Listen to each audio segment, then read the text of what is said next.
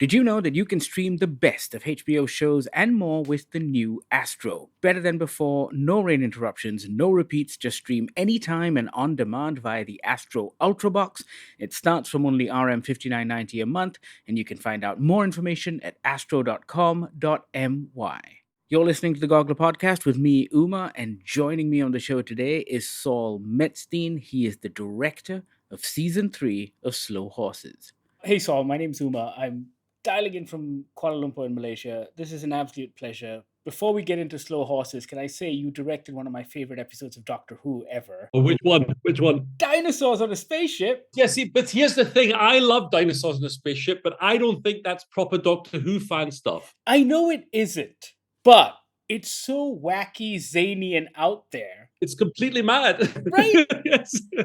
And I think that's Doctor Who, and it has been for the last 6 decades. Yeah, I know. I happen to love that. I also love that episode because it's just mad. It's a mad thing. And every day was mad and everything makes no sense. In a sort of like, you're literally on a beach and the pterodactyls are coming and everything. It's just madness. Yeah, no, I'm good. I'm glad you like that one. Oh, thank you very much. Let's talk Slow Horses. What I really love about the series is how the entirety of every season is helmed by a single director, which means there is a sense that it is of a piece. But when you're coming into something like this in season 3, when it already has a kind of established look and feel, I'm wondering if you still get a chance to play as a director. Absolutely. It's a funny one. Firstly, the concept is that the director comes in and makes it his own. Like that's Apple, what they want you to do. So there was never any moment where everyone said, "Oh, this is not Slow Horses," and this, it's like this. As far as I'm concerned, in an entirely egotistical sense, the first 2 seasons are just rehearsals for my season. So I don't, so it's everything that they do is just for me in my right egocentric. So and they're very well rehearsed by that point. So the actors own their characters. And I can't exaggerate how useful that is, because they come with ideas, they come with lines, they suggest things. As a director, you live for that stuff. Because, of course, listening feels like a very important part of your job. Yes, listening and also pretending that the actors have made the decisions that they haven't made. it's a controlling yet responding, but yet getting your way at the same. It's all a sort of, you're directing it, you're not writing it. So what you also do is you look at the previous seasons, you work at what you like and don't like, and then you find that you have, as directors, not so much. Some directors are more talented, some, this sort of thing. But actually what you're doing is it's the final judgment that you do, which is really what your voice as a director is. I mean, I probably use more tracking shots than either of the directors, for example. But that's not the thing. That's how you do it. But in fact, it's a judgment thing. And the material is, the Mick Herron's books tonally are very easy to understand. Will's writing is very easy to understand. The magic thing with Will is he'll adapt something if it doesn't work. Very often in television, the writer is totally like, this is how it's written. I once spent 3 or 4 days trying to convince a writer that I couldn't make a scene where a meteorite pins somebody's arm down ever work. Like it literally took me 3 or 4 days to convince the writer that I couldn't. It'll always be rubbish because it's a rubbish scene. Right. Whereas Will is trained in a way of writing that if there's a problem or there's a tonal thing the director doesn't understand or whatever like this, he just will attack it. He'll think of something. And he also is one of these people who has he's not precious. And he doesn't, when I write, I have to sit in it has to be exactly right. I have to be sitting there. I have to be in it. The temperature has to be right. I have to be the right beverage, everything, when he writes, we were checking in at an airport and he would be writing standing up.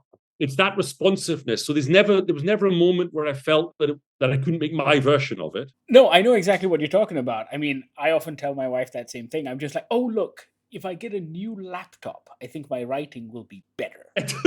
Yes, exactly. But there's never also, because the stuff is strong, the characters are strong and everything, you never really are anxious about falling out of the world of Slow Horses. Well, the world of Slow Horses, I mean, it's particularly exciting to me because I lived in London for a while, and it's very much a London show.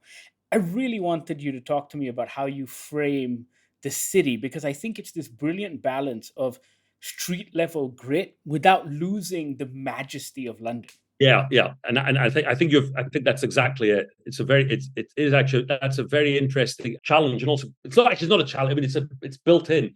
What's fantastic about London is it's grand and it's a bit revolting at the same time, Right. and that's what you want. And I think there's also a challenge. I don't think London is terribly easy to film because I think it's like New York is easy to film. Paris is easy to film. They look like something. A lot of London looks a bit like nothing, and so you have to go for heightened nothings, which are quite difficult. But Yes. say for example, where Catherine gets mugged in the underneath the railway, partially that's a homage to season one, where the bad guy's house was next to a railway. Partially, you thought it's the London which is we recognize it, but it's also not quite where you would go, kind of thing.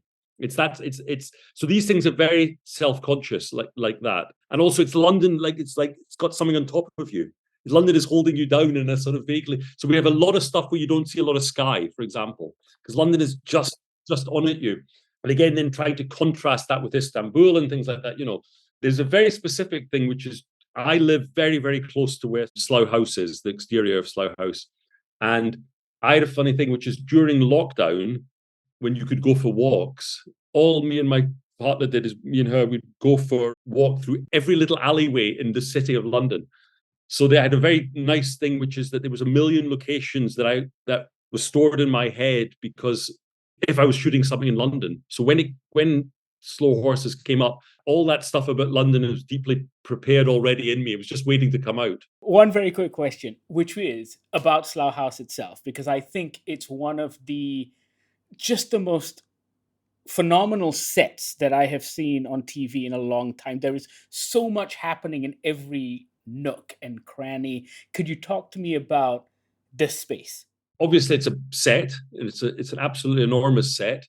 It has a lot of roots through it. It's once you, I wouldn't look at it too logically because once you start noticing things, it doesn't quite make sense. Like all sets, but Right. it's just a very well designed set. It's a bit like it's like you can never quite work out the shape of it, and it's part of this thing of their little ants caught in this thing. So it's never quite comfortable.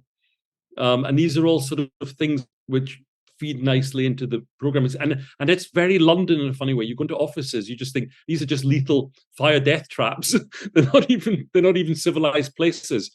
And and then it's just sort of funny. It's all slightly greenish, if you know what I mean. It all looks slightly sick. And again, that's something me and Danny Cohen, the cameraman, worked on a lot, just to get it always looking slightly unwell. No, I absolutely love it. But not so well you don't want to watch it. It's not a place I want to work in or live in, but I love looking at it. The whole of London is that's the joke. Saul, thank you so much. We did these junket interviews for season 1 and season 2, and I keep saying the same thing. I think it's one of the best things on TV. And every time it pops up on my Apple Screener account, I'm just thrilled beyond belief. So keep making these. They're fantastic. Do our best. Thank you so much. That was Saul Metzstein. He directed season 3 of Slow Horses. Watch it now on Apple TV Plus. It is absolutely brilliant. Don't forget to reach out with your thoughts. Our social media feeds are GogglerMY. You can also email us on podcast@goggler.my or send us a WhatsApp on the Goggler hotline 012-524-5208. If you drop us a line on any one of those channels, we'll send you a link to join our brand new Discord server where you can chat with us in real time. Thank you so much for listening. This is the Goggler Podcast.